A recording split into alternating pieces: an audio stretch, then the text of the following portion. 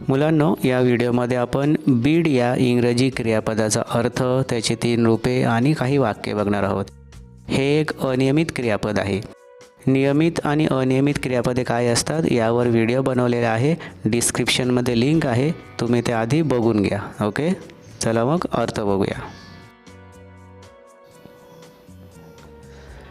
मुलांनो, बीड या क्रियापदाचा अर्थ 2 प्रकारे घेतला जातो आणि दोन्ही प्रकारच्या अर्थासाठी त्याचे दुसरे आणि तिसरे रूप वेगवेगळे होतात, म्हणून ही रूपं तुम्हाला पाठच करून ठेवायची आहेत। ओके, क्रियापदाच्या आधी बघा टू लावलेला आहे, अशा रूपाला इन्फिनिटिव्ह म्हणतात, ज्याच्यामध्ये आपण क्रियापदाच्या आधी टू लावतो। ओके, टू बीड म्हणजे लिलावात किंमत सांगणे, देऊ करणे, बोली लावणे म्हणजेच ऑफर करणे, असे विविध अर्थ त्याचे होतात।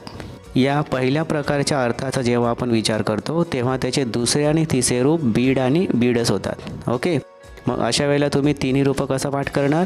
टू बीड म्हणजे देऊ करणे, बीड बीड बीड, कोणता तरी एक अर्थ पाठ करून ठेवायचा, कारण आपल्याला पटकन त्याचे 3 रूपं आठवल्या पाहिजे। मग तुम्ही असं लक्षात ठेवा, टू बीड म्हणजे देऊ करणे, बीड बीड बीड। ओके, दुसरा अर्थ बघा, टू बीड म्हणजे आज्ञा करणे, कोणाला काहीतरी करण्यास सांगणे। जेव्हा या अर्थाचा आपण विचार करतो तेव्हा त्याचे 3 रूपं आपण लक्षात ठेवणार, bid bade bidden. To bid म्हणजे आज्ञा करणे, बीड बेड बीडन। अशाच प्रकारे पाठ करा। तुमच्याकडे अजून काही आयडिया असेल तर त्या प्रकारे सुद्धा पाठ करू शकता आणि अशा प्रकारे सुद्धा पाठ करू शकता। ओके, चला मग काही वाक्य बघूया।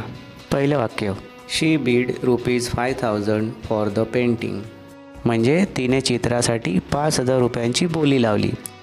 दुसरा बघा, the contractor bid ₹10,000 less than his competitor, कंत्राटदाराने प्रतिस्पर्धापेक्षा 10,000 रुपये कमी बोली लावली।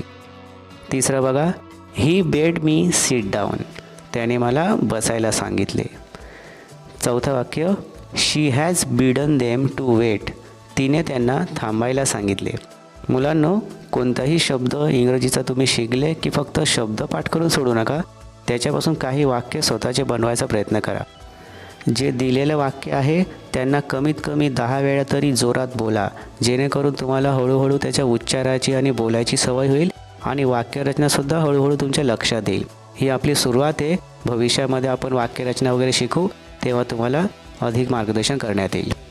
सध्या आपलं मेन काम आहे की या व्हिडिओचा उपयोग करून आपल्याला क्रियापदाचा अर्थ आणि 3 रूपं पाठ करायचे, आणि इतर असेच अनियमित क्रियापदांसाठी तुम्हाला डिस्क्रिप्शनमध्ये PDF बुक मिळेल, तुम्ही नाममात्र ₹1 पे करून ते डाउनलोड करू शकता आणि क्रियापदांची विविध रूपं पाठ करू शकता। Okay, thank you.